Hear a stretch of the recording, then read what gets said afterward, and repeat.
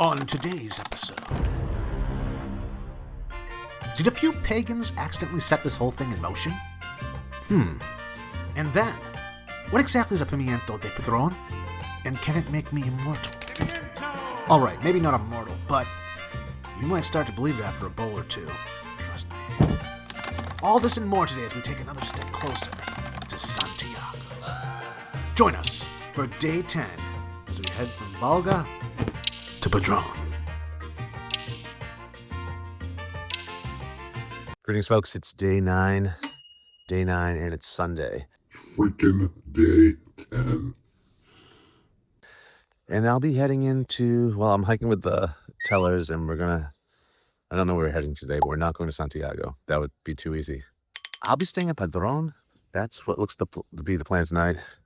And, let's get this day going already. But really, why rush it now? We have only one more day until Santiago. One more morning, one more stretch of trail, one more chance to be right here. So, for a moment we stop. Ricky shoots a video. Just the quiet creak of swings and the rhythmic chatter of that Camino teller. Back and forth, like us three were kids again in our own little worlds, with nowhere to be and nothing pulling at us but ourselves. It's funny, you walk for days chasing a destination or a deadline, only to realize the best parts were never the miles. They were the pauses. The coffee that lasted a little too long. The conversations that went nowhere, but you'll remember forever. The silence that said pretty much everything. Play has a way of sneaking you back into the present. No past, no finish line, just now. And maybe that's the real trick of the Camino. Not getting to Santiago, but learning how to arrive in the moment before you get there. Eventually, the swing will slow. Feet will touch ground again. And just like that, we're moving on. So, with that in mind, I decided to stay the night in Padrón. The Camino tellers would push on to Teo, to an albergue Ricky swears by. But I've never really explored Padrón before, and it felt like the kind of place you might not want to rush through. This close to Santiago, one more night just made sense to me. Slow it down, take it in, let the town have its moment. We'll just regroup in the morning, and then together, we'll make our final walk into Santiago. Just like last year. Same road, same crew, but somehow a completely different journey.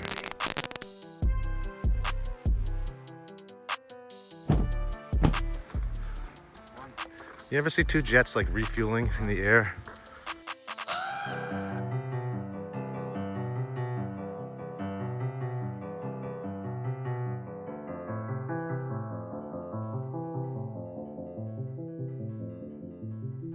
And just like that, this is where I get off.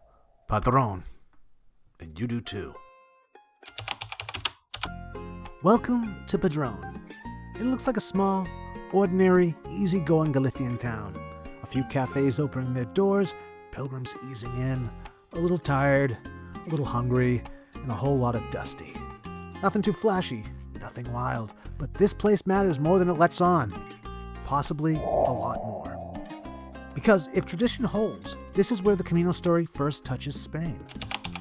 After St. James the Great was executed in Jerusalem, his followers placed his body in a stone boat. Yep, you heard that correct. A stone boat.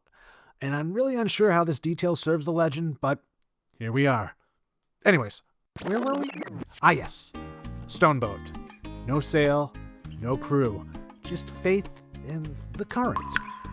The boat drifted across the sea and found its way up the Galician coast, then followed the river inland, landing right here in Padrón. They tied the boat to a stone, a big one. In Galician, a pedra is a stone, piedra in Espanol, and petra in Greek. But I digress. A Padrón, however, is a big stone. You can still see it today inside the Church of Iglesia de Santiago de Padrón. And here's the twist. That stone likely predates the legend. Many historians believe it's actually a Roman altar, possibly dedicated to Neptune, the god of the sea. So what you are looking at is not just a Christian relic, it's a recycled piece of history. Fascinating, no? From here, the remains of St. James were carried inland to what would become Santiago de Compostela Cathedral, And ever since, pilgrims have been following that story to its final destination. No! Excuse me, wrong slide. Santiago. But don't get me wrong, Padrón is not just about ancient tales. It's also about what's happening right now, and for most pilgrims, that means one thing: food. Pull up a chair, order something to drink, and do what the locals do. Order a plate of pimientos de Padrón, the peppers. They arrive hot, blistered, shiny with olive oil, a little salt sprinkled on top. That's it, no muss, no fuss. And then comes the game of chance. Most are mild, some are spicy. You don't know which one is which until it's too late. There's definitely a cosmic culinary Russian roulette vibe to it all, except the odds of this ending with some serious cleanup time is less likely, but not ruled out. Locals sum it up perfectly. Pimientos de Padrón, unos pican y otros no.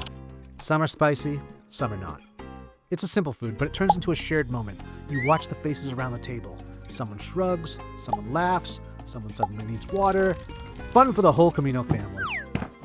The peppers, well, they actually have their own journey. Back in the 16th century, monks from the Padrón monastery brought pepper seeds back from the Americas.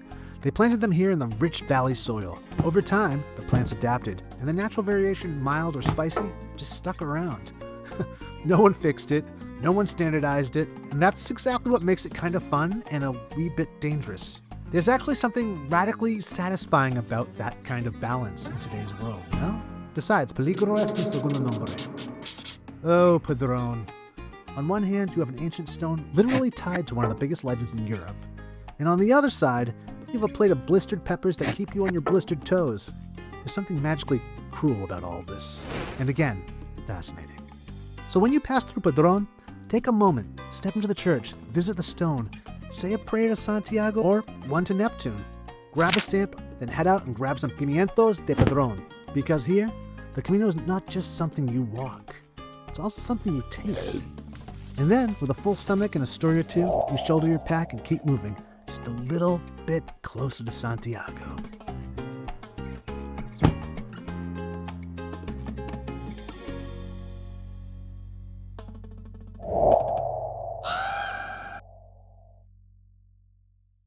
So after that, I think it only makes sense that we give this traditional recipe a try, right? This is perfect if you've already walked the Camino and want a little hit of nostalgia, or if you're heading out soon and want to train your taste buds for what's coming. Either way, this is the path leading you a little deeper into Spanish and especially Galician culture. When you understand how these simple dishes are made, you appreciate them and experience them even more. Now, traditionally this is made with Padrón peppers, obviously, but here in the USA, we're going to be using small green peppers as our stand-in today. Same idea, same spirit. In fact, if you see shishito peppers at your market, grab them first as a substitute. They're even closer to Padrón peppers. Even though I'm using green peppers, I'm attempting to stay true to the unos pican y otros no ethos of the dish by adding one jalapeno to the mix. Just one. Spin that wheel of chance, Pilgrim. Spin that wheel of chance. All right, let's cook. Start by rinsing your peppers, then dry them really well. This part matters more than you think. If they're wet, they'll steam. We don't want that. However, if they're dry, they'll blister. That's what we want. And blistered, I should mention, is where all the flavor lives. So dry these peppers well. Next, the pan immediately goes on high heat.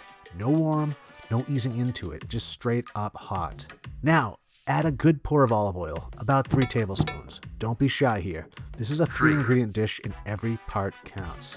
Now the peppers go in, and pay attention. Start with one first. You should immediately hear a sizzle sound. If you don't, remove the pepper, stop, and wait. The sound is everything. It's your yellow arrow. It means you're doing it right. Correcto. And if you're doing it right, next, spread them in a pan with a wooden spoon. Give them space. Each pepper needs contact with the pan. Now leave them alone for about a minute. Let the skins tighten, bubble, char. Give the pan a little shake. Make sure they're all evenly coated in oil. And then turn them over. Set a watch or a timer for about 5 to 7 minutes in total. Flip them as needed. You're looking for soft on the inside, blistered on the outside, with a few dark spots. And these are looking good. Right at the end, if you want to bend tradition just a little, you can toss in a smashed clove of garlic. Let it kiss the oil for about a minute. Nothing more. This isn't traditionally a garlic dish. You may also instead add a tiny pinch of smoked paprika after they come out. Again, not traditional, but it works if you want to add a little extra depth. I'll add both. Once they're done, plop them straight into a small bowl to keep their heat.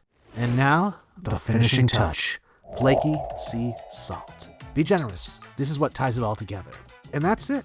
No sauce, no extras, just peppers, oil, salt, and a little bit of chance. And paprika and garlic. No need for a fork. This is finger food at its finest. Mostly mild but flavorful. Then lurking, somewhere in the mix, that jalapeno is waiting. Woo-hoo-hoo. Just like the Camino. Simple on the surface, but every now and then, it throws some sort of surprise at you. Eh?